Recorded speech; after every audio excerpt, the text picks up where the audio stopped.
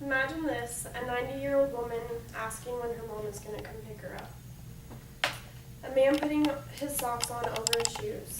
A 75-year-old Vietnam War veteran hiding behind a couch, using an imaginary gun to shoot the imaginary enemy. These are just a few examples of dementia and what it looks like, but one case of dementia never looks the same as another. If you look around, there's 10 people in this classroom, and 1 out of every 6 women and 1 out of every 10 men usually get dementia over the age of 55. So that means that maybe 1 or 2 of us might develop dementia as we grow older. Dementia is a brain failure caused by many different types. Sometimes dementia is misunderstood because people think that the person with dementia can help their behaviors, but they really can't. For example, a person with heart failure can't make their heart work properly, and a person with dementia can't make their brain work properly. Today I will cover what dementia is, how it affects people in their daily life, and a few different types of dementia that there are. So why do you think it's important for people to become more aware of dementia? I have worked in a men's dementia unit for nearly 2 years, and I have seen firsthand every day the way victims of dementia are affected. Dementia can cause a person to be completely unrecognizable to their family, and the way they behave and how it changes their personalities. For example, someone who used to be very religious and never swore uses profanities on a daily basis. Dementia is an umbrella term for the brain failure, and here are some types of dementia up here. Next time I'll do it on a piece of paper, it's hard to see. One of them is vascular disease, and this type of dementia is usually caused from a stroke, which happens after there is a vessel blockage and bleeding to the brain. Some effects of this are they lose their thinking skills and they struggle with their movements. Another one is Lewy bodies, which is right here. This is dementia with Lewy bodies are collections of proteins that develop inside of the nerve cell, which makes it so that it doesn't function correctly. Some of the effects of this are hallucinations, abnormal sleeping patterns, and unsteady walking patterns. Wernicke-Korsakoff syndrome. This disease is most common in people who drink alcohol too much or can be because someone doesn't have enough vitamin B1 or thiamine. Some effects of this are unintentional lying, severe memory loss. Alzheimer's disease, which is a big one under dementia, and a lot of people get, it is some of the effects are harder to recognize everyday things, memory loss, trouble walking, trouble swallowing, uncontrollable behaviors, and depression.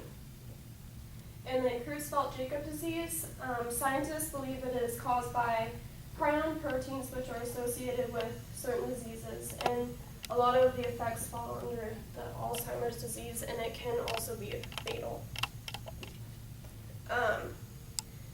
How do you think dementia affects somebody's daily life? These are some effects of dementia. I've already covered some of them. I'm going to go over a few again. Memory loss, confusion, depression, not being able to care for yourself, unusual sleeping patterns, delusions, and hallucinations. This disease affects daily life by making a person unable to care for themselves. They become unsafe to drive, unsafe to cook. They become disoriented to time and places easily, and they're at risk for becoming lost. They become unsafe to manage their own medications, and they lose the ability to make safe decisions.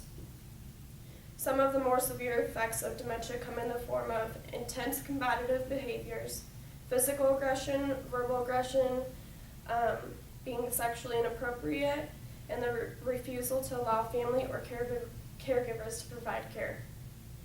In this case, a person would usually be admitted to a care unit, like I work in the men's dementia unit or a women's dementia unit.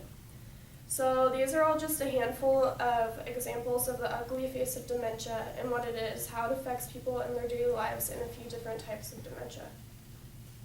I hope I gave everybody some useful information, and one day I hope that we can find a cure for this, because it's not good at all, and it's really sad to see every day. And these are some sources. They're super small, I'm sorry.